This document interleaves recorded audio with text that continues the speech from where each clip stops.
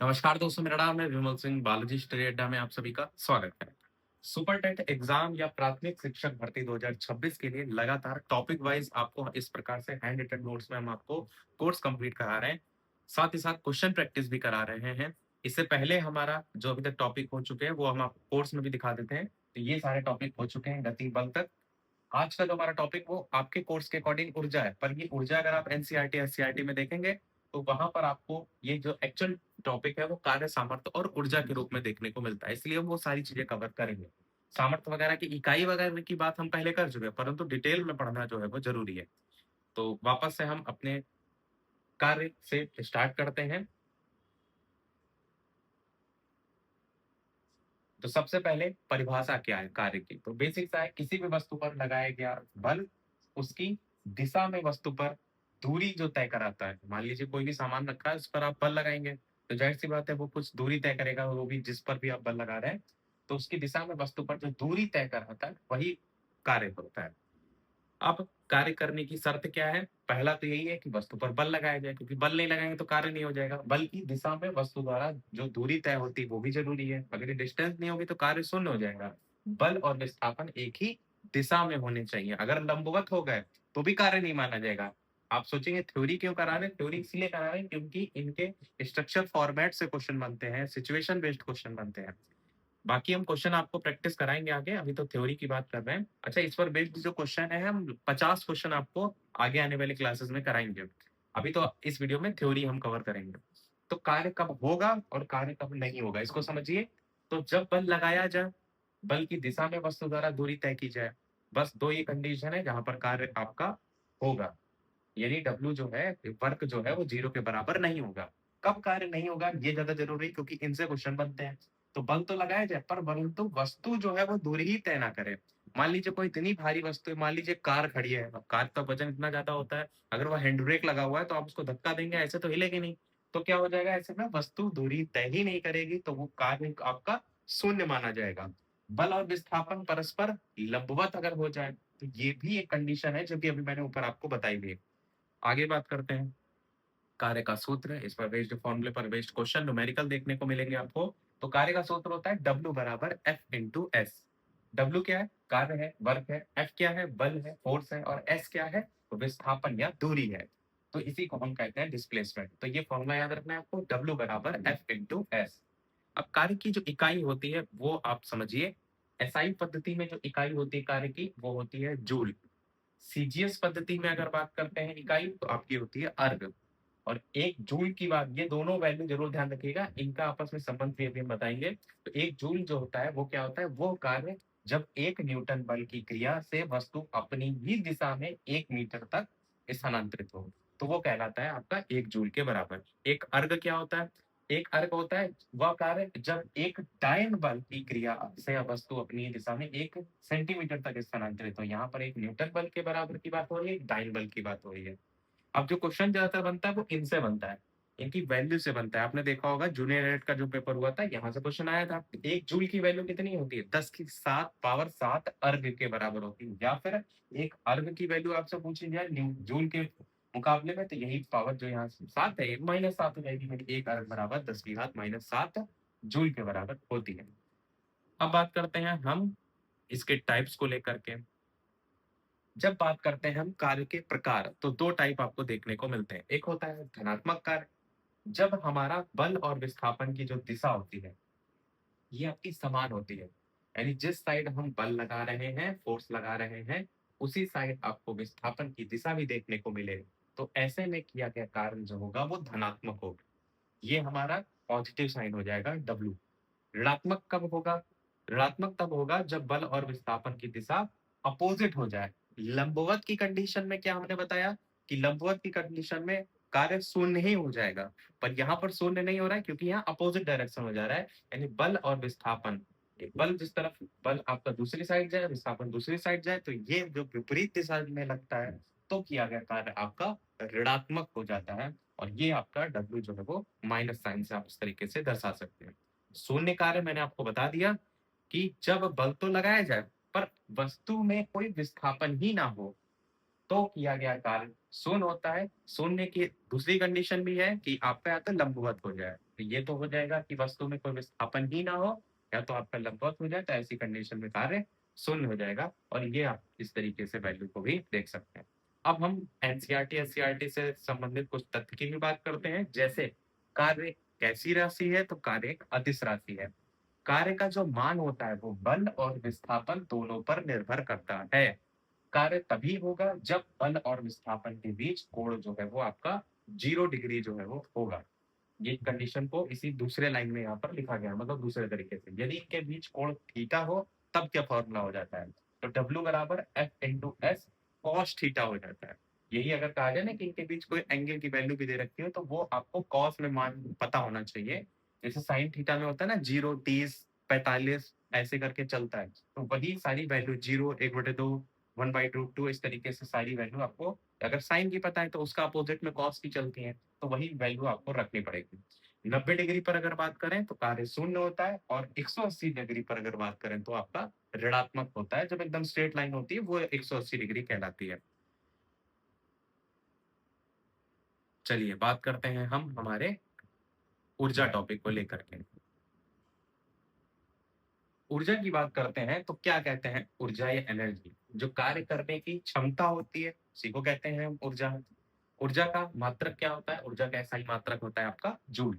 ऊर्जा का और कौन सा मात्रक होता है, तो किलोवाट घंटा यानी KWHV कहते हैं। आपने देखा होगा यदि आपके घर में बिजली में जो बिल आप देखते हैं तो जो यूनिट लिखे रहते हैं, अगर सोलर भी लगा होता है या नॉर्मल बिजली भी खर्च करते हैं, तो जो वैल्यू आती है यूनिट में वो KWH में ही देखने को मिलती है। तो इस ऊर्जा का अन्य मात्रक में ये भी है और जूल भी है। ऊर्जा के कुछ प्रकारों की बात करते हैं।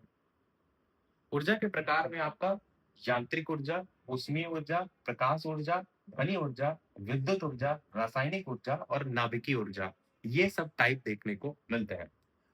ऊर्जा की बात करें, इसमें हम सबसे पहले गतिज ऊर्जा की बात करें, जहां से सबसे ज्यादा क्वेश्चन देखने को मिलते भी हैं। इसके इस फॉर्मूले पर बेस्ड भी क्वेश्चन आपको देखने को मिलते हैं। अगर आपने देखा होगा यूपी टेट का जो अभी जुलाई 2026 में पेपर हुआ था, जूनियर लेवल वाला, वहां पर इस के बराबर हाफ एमवी स्क्वायर से जूनियर लेवल वाले में क्वेश्चन पूछे गए थे। जब वहां पूछे जा रहे हैं, शिक्षा सेवा चयन आयोग वही आयोग है, यानी यहाँ पर आपको सुपर टेट में भी इसके लेवल की चीजें पता होनी चाहिए। तो क्या है परिभाषा गतिज ऊर्जा की, किसी गतिमान वस्तु के कारण उसके पास जो ऊर्जा होती है वो कहलाती है उसकी गतिज ऊर्जा। किसकी बात हो रही, गतिमान वस्तु की बात हो रही, क्योंकि जो स्थितिज ऊर्जा क्या होता है उसमें स्थिति की बात होती है। तो ये हो जाएगा। अब फॉर्मूला उसका होता है इसका, के जो होता है ये है काइनेटिक एनर्जी। काइनेटिक एनर्जी बराबर half M V square. M क्या है यहाँ पर, द्रव्यमान है जो कि आपकी वैल्यू किलोग्राम में होगी। वी क्या है यहाँ पर, वेग है जो कि वैल्यू मीटर प्रति सेकंड में होगी। गतिज ऊर्जा की अगर बात करें तो किस पर निर्भर करेगी, इन्हीं दोनों पर निर्भर करेगी, यानी गतिज ऊर्जा द्रव्यमान और वेग के वर्ग पर निर्भर करती है। देखिए कई बार चीजें हमने पढ़ रखी होती है और क्वेश्चन समझ में नहीं आता कहाँ से पूछ लिया, अगर यही क्वेश्चन आ जाए गतिज ऊर्जा किन पर निर्भर करती है और ऑप्शन में आपको वहां पर द्रव्यमान, वेग और इस तरीके का ऑप्शन दिया जाए, तो कई बार दिमाग नहीं जाता, पर इसी फॉर्मूले बेस्ड ही ऐसा क्वेश्चन भी तो बन सकता है। अब बात करते हैं वेग, एक नोट के रूप में, कि वेग जो है वो दोगुना अगर कर दिया जाए तो गतिज ऊर्जा जो है कितनी गुनी हो जाएगी, 4 गुनी। कैसे हो जाएगी, इसी वाले फॉर्मूले में रख करके। यहाँ पर अगर हम वेग को क्या करें, डबल कर देंगे, तो गतिज ऊर्जा ये वाली जो काइनेटिक एनर्जी वैल्यू वैल्यू होगी वो आपकी 4 गुनी हो जाएगी। यहाँ से आप वैल्यू रख करके, कोई वैल्यू मान करके भी रख करके इसे चेक कर सकते हैं। फिर बात करते हैं हमारा अगला, जो कि है स्थितिज ऊर्जा। वीडियो सभी लोग लाइक अवश्य करते रहिएगा। ढेर सारी मेहनत केवल आपके लिए की जा रही है, तो एक लाइक अवश्य कर दीजिएगा सभी लोग, और शेयर कर सकते हैं तो शेयर भी करते रहिएगा। और बात करते हैं स्थितिज ऊर्जा की। स्थितिज ऊर्जा को हम कहते हैं पोटेंशियल एनर्जी, यानी पीई के नाम से जानते हैं। तो किसी वस्तु की स्थिति या फिर अवस्था के कारण उसके पास जो ऊर्जा संचित रहती है उसे कहते हैं स्थितिज ऊर्जा। अब इसका फॉर्मूला क्या होता है, इसका फॉर्मूला होता है पीई बराबर mgh। mgh जो है, m क्या है यहाँ पर, द्रव्यमान है जो कि वैल्यू किस में होगी, किलोग्राम में। जी क्या है यहाँ पर, गुरुत्वीय त्वरण, यानी जिसकी वैल्यू क्या होती है 9.8 मीटर प्रति सेकंड स्क्वायर। ये आपका मान निश्चित होता है, और ज्यादातर जो क्वेश्चन आते हैं उसमें आपको ब्रैकेट में वैल्यू पहले से ही लिखी रहे देखने को मिलती है। और ये कहीं कहीं 10 भी मान करके सॉल्व किया जाता है। एच की वैल्यू क्या होती है, तो एच आपका ऊंचाई हो गया। अब स्थितिज ऊर्जा भी सेम यही तीनों पर निर्भर करेगा, यानी द्रव्यमान, ऊंचाई और आपका गुरुत्वीय त्वरण। तो स्थितिज ऊर्जा किन पर निर्भर करती है? इन तीनों पर। फॉर्मूले से आप इस चीज को याद रख सकते हैं। हमारा 5वां पॉइंट के बाद छठा पॉइंट देखते हैं, जो कि है आपका यांत्रिक ऊर्जा, जिसको हम कहते हैं मैकेनिकल एनर्जी, जिसका फॉर्मूला क्या है? एम ई बराबर के ई प्लस पी। अब ये के ई क्या है? जो हमने भी आपको काइनेटिक एनर्जी बताया था, जिसको हम क्या कहते हैं? गतिज ऊर्जा कहते हैं। और दूसरा क्या है? पी, जो कि है पोटेंशियल एनर्जी, जो कि स्थितिज ऊर्जा। यानी जो दो चीजें अभी हम पढ़ के आए हैं, इसके टोटल को ही हम यांत्रिक ऊर्जा कहते हैं। यानी यांत्रिक ऊर्जा के टाइप में वो दोनों आते हैं। तो यांत्रिक ऊर्जा क्या है? किसी वस्तु के पास उसकी गति और स्थिति दोनों की जब बात हो जाए, तो उसके कारण जो कुल ऊर्जा होती है, उसे हम यांत्रिक ऊर्जा कहते हैं। और ये दोनों का टोटल होता है। दोनों के बारे में मैंने आपको ऑलरेडी बता दिया। अब बात करते हैं हम हमारा सामर्थ्य, क्योंकि हमारा जो टॉपिक है वो वही है, कार्य, सामर्थ्य और ऊर्जा। तो सामर्थ्य को भी अलग से पढ़ना जरूरी है। सामर्थ्य यानी कि पावर जो है वो क्या होता है? तो कार्य करने की दर जो होती है, उसको हम कहते हैं सामर्थ्य। अब यहाँ पर फॉर्मूला क्या है? P बराबर डब्ल्यू अपॉन टी। डब्ल्यू क्या है? डब्ल्यू हमारा किया गया कार्य है। टी क्या है? समय है।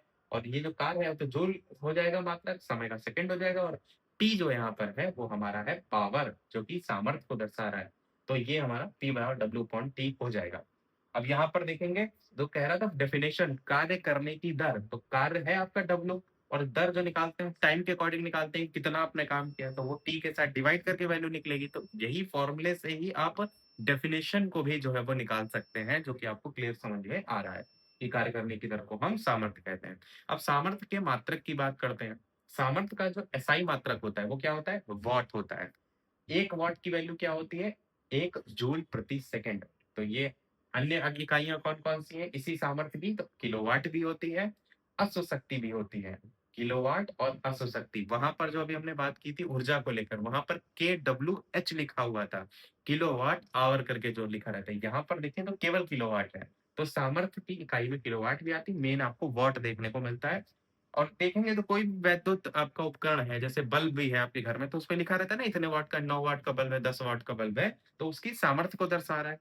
अब 1 किलोवाट की वैल्यू कितने वाट के बराबर होती है? 1 किलोवाट की वैल्यू 1000 वाट के बराबर होती है। और यही वो वैल्यू है जिससे हम घर के यूनिट को निकालते हैं। मान लीजिए कि अगर एक कोई 100 वाट का बल्ब है, मान लीजिए कोई एक 100 वाट का बल्ब है, तो हम कहेंगे वो कितनी देर जले कि वो 1 यूनिट जो है कंजम्पशन करेगा। तो 1000 वाट जो है 1 किलोवाट के बराबर होता है। और 1 किलोवाट अगर आपने खर्च कर लिया, मतलब 1 यूनिट खर्च कर लिया। यानी अगर 100 वाट का बल्ब है तो 10 घंटे अगर जल जाएगा, तो वो 1 यूनिट के बराबर यानी 1 किलोवाट के बराबर हो जाएगा। तो इसी से ही वो चीज कैलकुलेट करते हैं। क्वेश्चन जब आते हैं यूनिट पर बेस्ड, तो इनसे ही, इस फॉर्मूले को ही या इस मान को आप कह सकते हैं यूज करके निकाल सकते हैं। एक अश्व शक्ति की वैल्यू क्या होती है? तो 746 वाट ये होती है, लगभग क्या यही वैल्यू होती है। तो ये आपका सामर्थ्य के मात्रक को लेकर के बात हो गई। अब कुछ एनसीईआरटी एससीईआरटी के महत्वपूर्ण तथ्य हैं। जैसे सामर्थ्य जो है वो कार्य करने की दर है। समान कार्य कम समय में करने वाला अधिक सामर्थ्यवान होता है, जिसकी कैपेसिटी ज्यादा होगी। सामर्थ्य जितना अधिक होगा, वस्तु उतनी ही जल्दी कार्य कर जो है वो सकेगी। तो जितना ज्यादा वैल्यू बढ़ेगी, अब मान लीजिए इस चीज को आप ऐसे भी समझ सकते हैं, सामर्थ्य जितना ज्यादा अधिक होगा इसका, क्योंकि सामर्थ्य का मात्रक वॉट है। और अगर मान लीजिए कि आप एक कोई ऐसा उपकरण ले रहे हैं, एक अगर इंडक्शन ही ले रहे हैं, इंडक्शन क्या का है, उसमें वॉट होता है कि एक इंडक्शन 1200 वाट का भी आ रहा है और एक 2000 वाट का भी आ रहा है। तो ज्यादा वाट वाला जो होगा, यानी जिसकी सामर्थ्य ज्यादा होगी, वो क्या करेगा? उतनी जल्दी काम कर लेगा। 2000 वाट वाला जल्दी खाना को गर्म कर देगा, जल्दी पका देगा। समझ गए कि क्या कहने का मतलब है? यहाँ पर बात करते हैं हम आगे। अब बात करते हैं ऊर्जा संरक्षण के नियम को लेकर के। तो ऊर्जा संरक्षण का जो नियम है वो ये कहता है कि ऊर्जा ना तो आप उत्पन्न कर सकते हैं, ना ही आप नष्ट कर सकते हैं, केवल और केवल एक रूप से दूसरे रूप में परिवर्तित कर सकते हैं। ये आपका यूनिवर्सल नियम है जो सब जगह लागू होता है। अब मुख्य बिंदु यहाँ पर देखिए, ऊर्जा को लेकर कि कुल ऊर्जा सदैव स्थिर रहती है। ऊर्जा का केवल रूप परिवर्तन होता है, मात्रा कभी भी परिवर्तित नहीं होती है। ये नियम जो होता है वो प्रकृति की सभी प्रक्रियाओं पर लागू होता है। अब कुछ एनसीईआरटी तथ्य भी इससे संबंधित है। अभी ये जो ऊर्जा का रूपांतरण है, जो कि यहाँ पर हमने लिखा है एज अ एग्जाम्पल के लिए, हम आपको पूरी भी लिस्ट भी दिखाएंगे। ये एग्जाम्पल को थोड़ा समझिए कि प्राकृतिक जो घटनाएं होती है वो ऊर्जा के रूपांतरण के उदाहरण है। जैसे जल प्रपात है, ये मत देखिए, एक चित्र देखिए। जैसे यहाँ पर पानी ऊपर भरा हुआ है, जहां से पानी नीचे गिर रहा है, जहां पर पानी है स्थिति, तो वो जो पानी वहां पर ऊपर साइड है वो उसकी स्थिति को दर्शा रहा है, यानी वहां पर कौन सी ऊर्जा है? स्थितिज ऊर्जा है। फिर स्थितिज ऊर्जा से पानी क्या हारेगा? गतिज ऊर्जा में। जब पानी ऊपर ढलान से नीचे गिरता है, तो ये गिर रहा है, तो कौन-सी ऊर्जा है? गतिज ऊर्जा है। फिर जहाँ पर गिर रहा है, जिस स्थान पर गिर रहा है, वहाँ पर साउंड भी प्रोड्यूस होता है और गिरने से ऊष्मा भी प्रोड्यूस होती है, तो वहाँ पर ध्वनि और ऊष्मा ऊर्जा भी है। यानी क्या है? ऊर्जा यही तो कहना चाह रहा है कि ऊर्जा जो होती है वो खत्म नहीं हो रही है, बस एक रूप से दूसरे रूप में लगातार परिवर्तित होती रहती है। जैसे घर्षण के कारण यांत्रिक ऊर्जा जो होती है वो ऊष्मा ऊर्जा में बदल जाती है। ये एक एग्जांपल इस तरीके से याद रख सकते हैं। और जैसे साइकिल चलाना है, तो रासायनिक ऊर्जा यांत्रिक ऊर्जा में, फिर उससे ऊष्मा ऊर्जा में, घर्षण में बदल जाती है। ऐसे बल्ब का जो जलना होता है, पहले हम बिजली देते हैं, विद्युत ऊर्जा, फिर वो प्रकाश ऊर्जा में बदलता है। प्रकाश ऊर्जा के साथ-साथ जब वो देखने बल्ब थोड़ा-सा गर्म भी हो जाता है, तो ऊष्मा ऊर्जा भी, तो यही हमारा विद्युत ऊर्जा इन दोनों में परिवर्तित हो रहा है। ऐसे जलप्रपात को मैंने बता दिया कि स्थितिज ऊर्जा से गतिज ऊर्जा से ध्वनि ऊर्जा, इस प्रकार से परिवर्तन देखने को मिलता है। अब बात करते हैं सामर्थ्य की इकाइयों को लेकर के कि कौन-कौन सी हैं। तो सामर्थ्य की इकाई में वॉट, ये अभी सामर्थ्य हम पढ़ करके आए हैं, इसको एक चार्ट से भी समझ लेते हैं कि वॉट, ये हमारा पूर्ण रूप है इसका। 1 वॉट की वैल्यू 1 जूल प्रति सेकंड के बराबर है। किलोवाट, किलोवाट 1 किलोवाट 10 की घात 3 वॉट, यानी इसी को हमने अभी बताया था कि 1000 वॉट के बराबर होता है। मेगावाट जो है वो 1 मेगावाट 10 की घात 6 वॉट के बराबर होता है। यहाँ पर देखिए 3 फिर पावर 6, और अश्व शक्ति तो मैंने बताया था, एक अश्व शक्ति यानी 1 हॉर्स पावर की वैल्यू 746 वॉट के बराबर होती है। तो ये जो वैल्यू है वो जो अभी हमने पढ़ा उसको एक साथ रिवाइज भी आप कर लीजिए। एक साथ देख लेते हैं तो थोड़ा-सा समझने में और आसानी रहता है।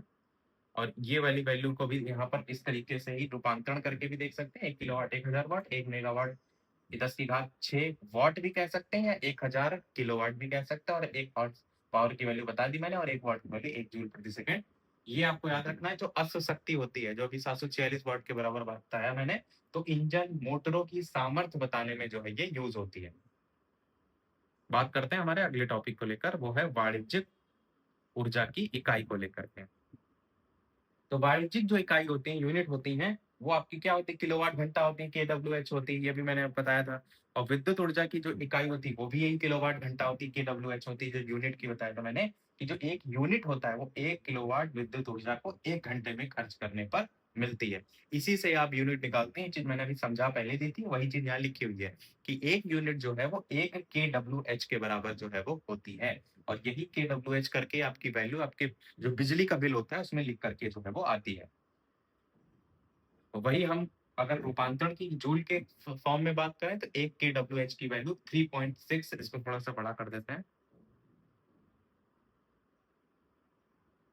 तो 1 केडब्ल्यूएच की वैल्यू 3.6 इंटू 10 की पावर 6 जूल के बराबर होती है। ये इसी को ही हम इस तरीके से जूल में इकाई, दहाई, सैकड़ा, हजार, 10,000, लाख, 10 लाख यानी 36 लाख जूल के बराबर भी लिख सकते हैं। या सबसे बढ़िया ये वैल्यू याद रखिए कि 3.6 इंटू 10 की पावर 6 जूल के बराबर 1 केडब्ल्यूएच की वैल्यू जो है वो होती है। बात करते हैं हम हमारा आगे। अब जो हम सूत्र हैं उनको एक साथ देख लेते हैं, जितने भी हम देख के आए हैं। कार्य की का सूत्र क्या है? वो एफ इंटू एस है। सामर्थ्य का बताया था डब्ल्यू अपॉन टी। गतिज ऊर्जा का हाफ एम वी स्क्वायर, स्थितिज ऊर्जा का एम जी एच, यांत्रिक ऊर्जा का दोनों की वैल्यू जोड़ दीजिए, यानी काइनेटिक एनर्जी और पोटेंशियल एनर्जी। और वाणिज्यिक ऊर्जा तो आपका पी यानी किलोवाट में वैल्यू इंटू टी यानी आवर वैल्यू, और के डब्ल्यू एच, इस तरीके से ये मान निकल करके जो है वो आ जाएगा। सभी जितने भी आपके यहाँ पर वैल्यू है। और एनसीईआरटी, एससीईआरटी में क्या-क्या दे रखा है? तो कार्य कैसी राशि है? अदिश राशि है। ऊर्जा कैसी राशि है? अदिश राशि है। सामर्थ्य कार्य करने की दर है। एसआई इकाई जो है कार्य ऊर्जा इनकी जूल होती है। कार्य का एसआई मात्रक क्या होता है? जूल होता है। सामर्थ्य का मात्रक वॉट होता है। 1 वॉट 1 जूल प्रति सेकंड के बराबर है। 1 अश्व शक्ति 746 वॉट, 1 यूनिट 1 केडब्ल्यूएच के बराबर। ऊर्जा संरक्षण का नियम प्रकृति के सभी परिवर्तन पर लागू होता है। घर्षण ऊर्जा को ऊष्मा ऊर्जा में बदल देता है। किसी वस्तु में ऊर्जा उसके वेग, स्थिति, द्रव्यमान आदि पर जो है वो निर्भर करती है। ऊर्जा जो है इन सारी चीज़ों पर निर्भर करती है। और ऊर्जा जो होती है वो कई रूपों में होती है, जैसे यांत्रिक ऊर्जा, ऊष्मा ऊर्जा, प्रकाशीय ऊर्जा, ध्वनि ऊर्जा, विद्युत ऊर्जा। तो ये आप याद रख सकते हैं। और ये चीज़ मैंने आपको जो लिखी है ये रिवाइज़ के तौर पर है कि कार्य तभी होता है जब बल से विस्थापन हो, कार्य बराबर बल गुणे विस्थापन, कार्य की इकाई जूल, धनात्मक कार्य जब होगा जब बल और विस्थापन एक दिशा में, ऋणात्मक कार्य कब होगा जब बल और विस्थापन विपरीत दिशा में। ऊर्जा ना तो उत्पन्न होती ना नष्ट, ये ऊर्जा संरक्षण का नियम है। ऊर्जा केवल एक रूप से दूसरे रूप में बदलती है। ऊर्जा की इकाई जूल है। गतिज ऊर्जा हाफ एमवी, स्थितिज ऊर्जा mgh, यांत्रिक ऊर्जा दोनों का टोटल, सामर्थ्य कार्य करने की दर। ये सब वन लाइनर मतलब उस सारी चीजें जो पढ़ी इनको रिवाइज करने के लिए। सामर्थ्य का सूत्र P बराबर W अपॉन T, सामर्थ्य की इकाई वॉट, एक वॉट बराबर आपका 1 जूल प्रति second, 1 kilowatt 1000 what, 1 horse power की वैल्यू 746 वाट और 1 यूनिट की वैल्यू 1 kWh या 3.6 इंटू 10 की पावर 6 जूल। बात करते हैं अब हमारे अगले टॉपिक पर, जो कि हमारा लास्ट टॉपिक है। वो है स्थितिज ऊर्जा के भी प्रकार होते हैं। एनसीईआरटी में दे रखा है, इसको जो है वो अब देखते हैं। इसके अलावा जो भी टेलीग्राम चैनल या व्हाट्सएप चैनल से नहीं जुड़ा हो, इसी वीडियो के कमेंट में या डिस्क्रिप्शन में लिंक मिल जाएगी, वहां जुड़ जाइएगा, ताकि कई बार वीडियो के नोटिफिकेशन वगैरह नहीं पहुंचते हैं तो वहां के माध्यम से एटलीस्ट आप तक पहुंच सकें। और प्लेलिस्ट इससे जो ये जितनी वीडियो है उसकी अलग से हमने प्लेलिस्ट भी बना दी है, पिछले वीडियोस भी देखते हुए चलिएगा, ताकि सारी चीजें आपको थोड़ा थोड़ा तैयार, थोड़ा छोटा छोटा ही टॉपिक आपको हम मतलब बहुत ज्यादा 3-3 घंटे का वीडियो नहीं करा रहे, बहुत ज्यादा आधा 1 घंटे का वीडियो ही हो रहा है, तो आप डेली डेली भी थोड़ा थोड़ा पढ़ते चलेंगे तो उतना भी जब भी नोटिफिकेशन वगैरह आएगा तब आप तैयार रहेंगे। तो बात करते हैं गुरुत्वीय स्थितिज ऊर्जा, ग्रेविटेशनल पोटेंशियल एनर्जी को लेकर। तो किसी भी पिंड को पृथ्वी की सतह से ऊपर उठाने पर उसमें उसकी ऊंचाई के कारण स्थितिज ऊर्जा होती है। ये हमारी गुरुत्वीय स्थितिज ऊर्जा का के बात करें तो इसका P बराबर mgh, ये आपका एनसीईआरटी कक्षा 9 में जो है वो दिया गया है। स्थितिज ऊर्जा के प्रकार में पहला हो गया गुरुत्वीय स्थितिज ऊर्जा, यानी कि पृथ्वी से संबंध हम निकालेंगे। प्रत्यास्थ स्थितिज ऊर्जा क्या होती है, जिसको हम कहते हैं इलास्टिक पोटेंशियल एनर्जी, यानी जब किसी लोचदार वस्तु मतलब जो खींचने वाली होती है, जैसे स्प्रिंग हो गया, रबर हो गया, इनको जब खींचा या दबाया जाता है तो उनमें जो स्थितिज ऊर्जा संग्रहित होती है उसे हम कहते हैं प्रत्यास्थ स्थितिज ऊर्जा। तीसरा आपका है विद्युत स्थितिज ऊर्जा, जिसको हम इलेक्ट्रिक पोटेंशियल एनर्जी कहेंगे। तो जब किसी विद्युत आवेश को विद्युत क्षेत्र में किसी स्थान से दूसरे स्थान तक ले जाया जाता है तो उसमें जो ऊर्जा होती है वो हमारी कौन सी होती है, विद्युत स्थितिज ऊर्जा होती है। विद्युत आवेश को ले जाया जा रहा है आप एक स्थान विद्युत क्षेत्र में ही एक स्थान से दूसरे स्थान पर। फिर हमारा है चुंबकीय स्थितिज ऊर्जा, तो मैग्नेटिक पोटेंशियल एनर्जी, जब किसी चुंबकीय पदार्थ को हम चुंबकीय क्षेत्र में रखते हैं या घुमाया जाता है तो उसमें कौन सी ऊर्जा होती है, स्थितिज ऊर्जा। इनके नाम एक बार देख लीजिए। ये सब स्थितिज ऊर्जा के टाइप है, चुंबकीय स्थितिज ऊर्जा, विद्युत स्थितिज ऊर्जा, प्रत्यास्थ स्थितिज ऊर्जा और गुरुत्वीय स्थितिज ऊर्जा। तो डेफिनेशन में ऐसा कुछ खास नहीं है, एक प्रत्यास्थ वाला है जो आपको समझने वाला है, बाकी तो सब डेफिनेशन के नाम से ही है स्पष्ट। बस ये पता होना चाहिए कि स्थितिज ऊर्जा के टाइप के अंतर्गत आते हैं। अब एक नोट भी है, एनसीईआरटी कक्षा 9 में मुख्य रूप से केवल गुरुत्वीय स्थितिज ऊर्जा यानी P बराबर mgh, इस पर ही ज्यादातर जोर दिया गया है, तो इस चीज पर ध्यान रखिएगा। बात करते हैं हम ऊर्जा के स्रोत को लेकर के।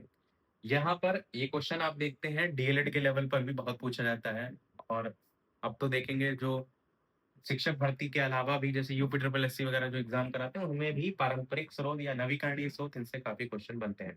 तो ऊर्जा के स्रोत जब बात करते हैं सोर्स ऑफ एनर्जी की, तो एक होता है नवीकरणीय स्रोत जिसको रिन्यूएबल भी कहते हैं, पारंपरिक भी कहते हैं, अल्टरनेटिव भी कहते हैं, और एक होता है अनवीकरणीय स्रोत जिसे हम नॉन रिन्यूएबल या पारंपरिक, या फिर यहाँ पर पारंपरिक नहीं गैर होना चाहिए, यहाँ इसको गैर कर लीजिएगा, या फिर कन्वेंशियल जो है वो हो जाएगा। तो नवीकरणीय स्रोत कौन से हैं, जैसे सौर ऊर्जा हो गया, ये वो स्रोत होते हैं जो कभी ना समाप्त होने वाले। सौर ऊर्जा है, पवन ऊर्जा है, जल विद्युत ऊर्जा है, बायोमास ऊर्जा है, बायोगैस ऊर्जा है, भूतापीय ऊर्जा है, ज्वारीय ऊर्जा है, लघु जल विद्युत ऊर्जा है, हाइड्रोजन ऊर्जा है। ये स्रोत जो होते हैं वो प्राकृतिक रूप से बार बार उपलब्ध होते हैं और समाप्त नहीं होते हैं।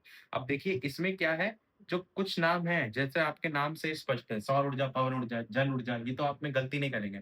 इन नामों में गलती हो जाती है कई बार, जैसे बायोगैस या बायोमास, बायोमास ऊर्जा, ज्वारीय ऊर्जा, भूतापीय ऊर्जा। जैसे भूतापीय काफी पूछा जाता है क्योंकि इस नाम से स्पष्ट नहीं होता कि ये किस में आएगा, इसलिए इन वाले उदाहरणों को जरूर याद रखिएगा, ऊपर वाले तो आप गलत नहीं करेंगे। अब जो दूसरा टाइप है नवीकरणीय के बाद अनवीकरणीय, उसकी भी बात कर लेते हैं। अनवीकरणीय स्रोत में कोयला आता है, पेट्रोलियम आता है, प्राकृतिक गैस है, ये सब समाप्त होने वाले स्रोत हैं। परमाणु ऊर्जा है आपका, जिसमें यूरेनियम हो गया और थोरियम हो गया। इसके अलावा डीजल है, एलपीजी है, सेल गैस है, टार सैंड है, ये सब आपका इसी के अंतर्गत आते हैं, और ये स्रोत ऐसे होते हैं जो कि सीमित मात्रा में उपलब्ध है और इनके समाप्त होने की संभावना बनी रहती है। तो ये जरूर याद रखिएगा। बात करते हैं अब हम ऊर्जा के रूपांतरण को लेकर के, जो मैंने बताया था कि ऊर्जा के रूपांतरण को हम अलग से भी देखेंगे। तो ऊर्जा के रूपांतरण के कुछ एग्जाम्पल हैं। जैसे सबसे पहला हमने बांध का जल जल विद्युत परियोजना में भी एग्जाम्पल ऊपर बताया था। इसमें स्थितिज ऊर्जा गतिज ऊर्जा में बदलती है, फिर यांत्रिक ऊर्जा में, फिर विद्युत ऊर्जा में। तो ये ऊंचाई पर जो संचित जल होता है, जो मैंने बताया था, जहां से आपका जो बांध का जल होता है, जहां पर जमा होता है, वहां पर जो संचित जल होता है। अभी जो मैंने एग्जाम्पल की बात की थी वो जल प्रपात की बात की थी, ये बांध का जल वहां नहीं था, ये अभी नया है। तो ऊंचाई पर जो संचित जल होता है उसमें स्थितिज ऊर्जा होती है, और जल नीचे गिरता है तो गतिज ऊर्जा में बदल जाता है। तो पहले स्थितिज ऊर्जा, जब जल वहां पर जमा है, फिर जब वो ऊंचाई से नीचे गिरा तो गतिज ऊर्जा में आ गया। फिर ये जल टरबाइन के ब्लेड घुमाता है, क्योंकि बिजली जो बनाई जाती है वैद्युत, इसी से ही बनाई जाती है जब ऊंचाई से जल गिराया जाता है। तो आपका ये हो जाएगा इसमें यांत्रिक ऊर्जा में, जब जल टरबाइन के ब्लेड घुमाता है। उसके बाद टरबाइन जो होता है वो जनरेटर डायनमो को घुमाता है। तो जो यांत्रिक ऊर्जा को किसमें बदल रहा है? विद्युत ऊर्जा में, क्योंकि इसी से तो हम बिजली बना रहे हैं। तो इसलिए यांत्रिक ऊर्जा से विद्युत ऊर्जा में इस प्रक्रिया के तहत जो है वो बनता है। जल प्रपात की बात हमने अभी कर ही ली थी कि स्थितिज ऊर्जा, फिर गतिज, फिर ध्वनि और ऊष्मा। यानी ऊंचाई से गिरता हुआ जल गतिज ऊर्जा प्राप्त करता है, नीचे चट्टानों या जल से टकराने पर उसकी कुछ ऊर्जा ध्वनि और ऊष्मा ऊर्जा में बदल जाती है। ये जल प्रपात अभी हम बता चुके हैं। धनुष से तीर छोड़ना, प्रत्यास्थ की स्थिति ऊर्जा, मैंने बताया था जो भी चीजें दबने वाली हैं, फैलने वाली हैं, जैसे स्प्रिंग हो गया, रबर हो गया, वो सब उसी में आते हैं, प्रत्यास्थ में। और ये किसमें बदल जाती है? गतिज ऊर्जा में। तो धनुष की जो डोरी होती है खींचने पर, उसमें कौन सी? प्रत्यास्थ स्थितिज ऊर्जा संचित रहती है। और डोरी जब छोड़ते हैं तो यही ऊर्जा तीर की गतिज ऊर्जा में बदल जाती है। तो ये हो गया धनुष से तीर छोड़ना। डायनमो जनरेटर बहुत बार पूछा गया एग्जाम में और कई बार पूछा जाता है। तो ये यांत्रिक ऊर्जा को विद्युत ऊर्जा में बदलता है। तो ये क्या है इसको समझिए। जब किसी हैंडल, पहिया या टरबाइन को घुमाया जाता है तो घुमाने पर आप जानते हैं यांत्रिक काम कर रहा है। तो जनरेटर के अंदर जो कुंडली और चुंबक की सापेक्ष गति है उससे विद्युत ऊर्जा बदलती है। तो वही यांत्रिक ऊर्जा विद्युत ऊर्जा में जो है वो बदल जाती है, डायनमो या जनरेटर।